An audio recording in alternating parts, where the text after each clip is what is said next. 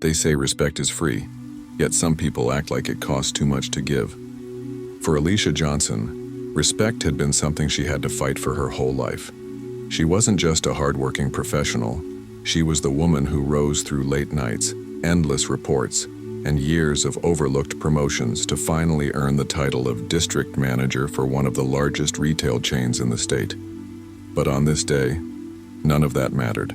Because of one woman, all she saw was skin. The automatic doors slid open as Alicia stepped into the store, her clipboard tucked under her arm, her heels clicking against the polished floor. She was there for a surprise inspection, something she often did to make sure standards were met. To the employees, she looked like just another well-dressed customer. She liked it that way. It let her see the store exactly as it was. As she scanned the aisles, checking displays and jotting notes, a sharp, cutting voice broke through the quiet hum of shoppers. "Excuse me, you. What do you think you're doing here?" Alicia turned, eyebrows raised. A woman in her late 40s, clutching an oversized purse and radiating entitlement, stormed toward her. Her eyes were narrowed, her lips twisted with disdain. "I'm shopping," Alicia replied calmly. "Same as everyone else." Karen scoffed loudly, enough to draw attention from other shoppers. "Don't lie to me, I've seen you walking around with that clipboard. People like you don't belong in a store like this.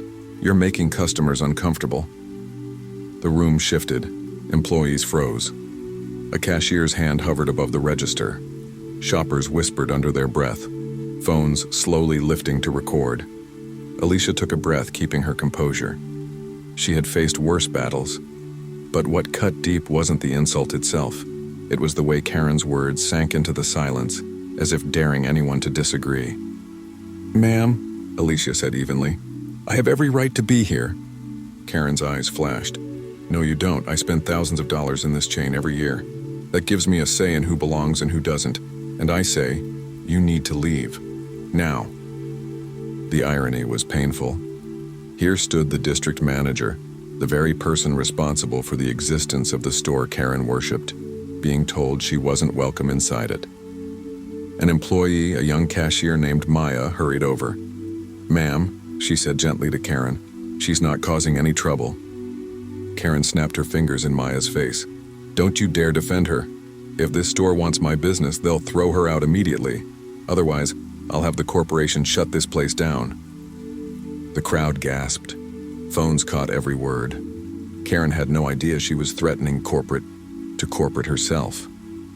Alicia remained calm, though her heart pounded in her chest. She could have ended it right there, pulled out her badge, revealed her title. But something inside her told her to wait, to let Karen dig the hole deeper. Karen planted her hands on her hips. "Well, are you going to remove her, or do I need to call the police myself?" Maya looked torn, eyes darting between Alicia and Karen. Finally, Maya whispered, I can't do that." Karen's face turned red with fury. "Then I'll do it myself." She turned to Alicia, pointing toward the doors. "Get out of this store." The tension was unbearable. Some shoppers whispered angrily, "She's crossing the line." Others shook their heads, waiting for Alicia's response. And then Alicia moved. She placed her clipboard on a nearby shelf, stood a little taller, and reached calmly into her bag. Slowly, she pulled out a sleek leather folder. She opened it, revealing her ID badge, the one embossed with the company seal and the title that silenced entire boardrooms. District Manager. The words hung in the air like thunder. Karen blinked, her mouth falling open. "What is this?" Alicia's voice was calm but carried the weight of authority.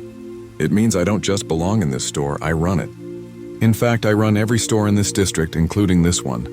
And the only person making customers uncomfortable right now is you." Gasps rippled through the crowd. Some shoppers applauded. Others laughed at the dramatic twist. Phones zoomed in closer, capturing Karen's face as her arrogance shattered. Karen stammered, That's impossible. People like you don't what?" Alicia's voice cut sharp as glass. "Don't lead? Don't succeed? Don't deserve respect?" Karen faltered, her words failing her. Alicia stepped closer, her presence commanding the room. "You thought your money gave you power, but money can't buy dignity, and it certainly can't erase prejudice when the whole world is watching." Karen's face burned crimson. She tried to recover, straightening her purse. I'll be reporting this to the corporate." Alicia didn't even flinch. "Go ahead. The call will come to me." The store erupted in laughter. Some shoppers cheered. Others clapped loudly. Karen's arrogance crumbled completely, her face pale with humiliation. For the first time, she looked small. Alicia turned to Maya and the rest of the staff. "No one should ever have to tolerate hate in this store. Not employees, not customers, not anyone." Maya's eyes glistened with relief. "Thank you," she whispered. Alicia nodded. "This isn't just about business. It's about respect." Karen, desperate and humiliated, grabbed her phone. "This isn't over," she hissed. "You'll regret embarrassing me like this." Alicia's eyes narrowed, but she didn't respond. She didn't need to. The crowd's cheers had already buried Karen's pride deeper than words ever could. But as Karen stormed out, Alicia noticed something. A man in a dark suit was standing by the entrance, watching the entire scene unfold. He wasn't recording. He wasn't clapping. He was just watching, with a smile that sent a chill through her spine. When the crowd began to disperse, the man approached quietly. He slipped a card into Alicia's hand. On it was a name she didn't recognize and a logo, not from her company, from a rival chain. "Impressive performance," the man said smoothly. "But be careful. You've just made yourself a target, and some of us don't play fair." Alicia's chest tightened. She glanced down at the card again. The man was already walking away, his shadow stretching across the polished floor. Karen wasn't the only battle. Something bigger was coming, and Alicia had just stepped onto a much more dangerous stage. Alicia thought she'd handled the problem, but she had no idea that Karen's humiliation had just lit the spark of a much bigger war. If you're enjoying this story so far, don't forget to like, subscribe, and hit the notification button so you don't miss any of my latest uploads. Now let's continue with part 2 of this dramatic story. The store was buzzing after Karen's public humiliation. Customers still whispered about what had happened, replaying the moment when Alicia revealed her badge and turned the tables. But Alicia's mind wasn't at ease. Because of the man in the suit, the card he'd slipped into her hand had only one line beneath the unfamiliar name: Executive Horizon Retail Group, a rival chain known for dirty tactics. Alicia tucked it into her folder and tried to brush it off. Maybe it was just a coincidence, maybe he'd only been a bystander, but deep down she knew better. In business, coincidences didn't exist. 2 weeks later, the storm arrived. Alicia was at her office when her assistant rushed in, pale and shaken. "You need to see this," she said, placing a tablet on her desk. On the screen was a viral video, snippets of the incident with Karen twisted out of context. The clip made it look like Alicia had berated a loyal customer and abused her authority. The captions screamed, "District manager abuses customer in public showdown." Millions of views, thousands of angry comments, hashtags calling for Alicia to be fired. Alicia felt her stomach drop. This wasn't just Karen's revenge, it had the fingerprints of Horizon all over it. And sure enough, when she dug deeper, she discovered something chilling. The video had been pushed by Horizon-owned accounts, bots amplifying the outrage.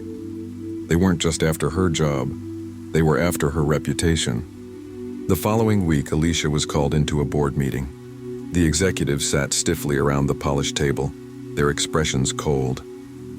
"Ms. Johnson," one said, "we've received complaints from customers about your conduct. The footage doesn't paint a flattering picture."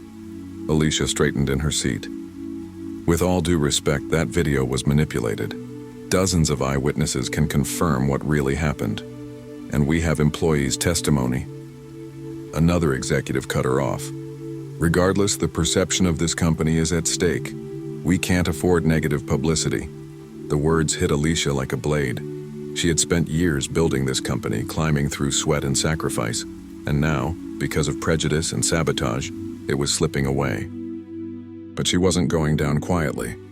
That evening, Alicia sat in her living room, laptop open, scrolling through messages.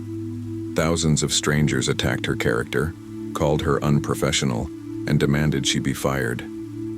But in the chaos, she spotted something else. Dozens of messages from customers, employees, even witnesses from the store defending her. "We saw what really happened," one wrote. "Don't let them silence you." Another said, "We're with you, Alicia. Expose the truth." Her heart swelled. This wasn't just her battle anymore, it was bigger. She had an army of truth waiting to be heard. A week later, Alicia walked back into that same boardroom, but this time she didn't come alone. Her assistant wheeled in a cart stacked with files, statements, and video evidence.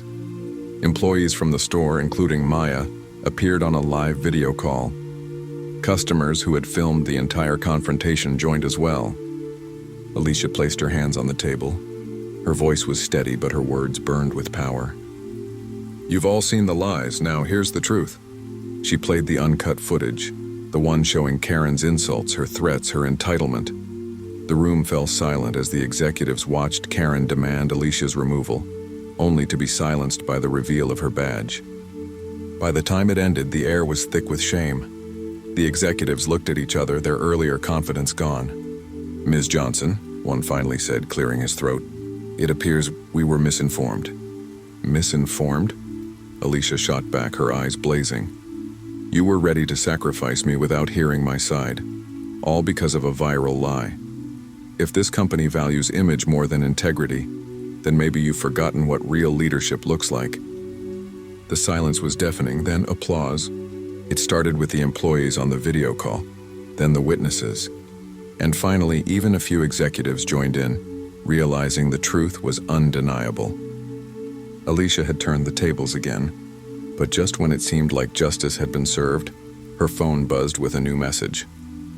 It was from an unknown number. The text read, "Nice win today, but this is far from over." Attached was a picture, Karen sitting across a table from the Horizon executive, both smiling. Alicia's blood ran cold. The battle with Karen had been personal, but this was war. Life lesson. Truth can be twisted, reputations attacked, and lies spread like wildfire. But when you stand firm, when you choose integrity over fear, justice has a way of cutting through the noise. Never let prejudice or manipulation silence your voice.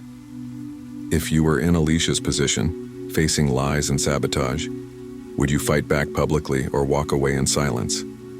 Comment your answer below, and don't forget to like, subscribe, and hit the notification button for more powerful stories like this one.